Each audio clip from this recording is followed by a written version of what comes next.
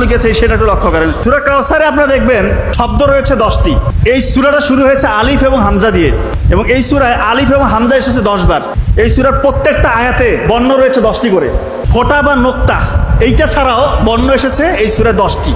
Unique বর্ণ, অর্থাৎ একবার করে এসেছে এরকম বর্ণ আছে এই সূরাটার মধ্যে 10টি।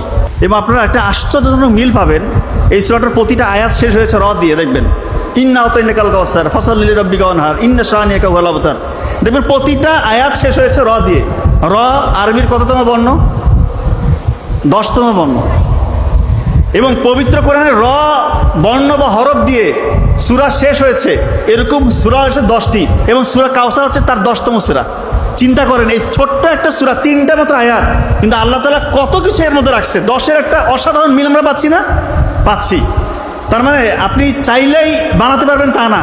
এটা তো একটা জাস্ট সংখ্যাতাত্ত্বিক একটা আমি মিল দেখালাম। আপনি যদি এখানে মেডিকেল সায়েন্স দিয়ে মিলাতে চান সেখানে মিলবে, আপনি যদি ইংরেজি সাহিত্যের স্টুডেন্ট হন সেটা দিয়ে মিলাতে পারবেন। কথায় আপনি যেই ক্যাটাগরির মানুষই হন, পবিত্র কোরআনে যে কোনো কিছু নিয়ে যে আপনি আপনার অ্যাসপেক্ট থেকে অ্যানালাইসিস করেন, দেখবেন যে আপনি নতুন কিছু উদ্ভাবন করতে পারছেন ইনশাল্লাহ।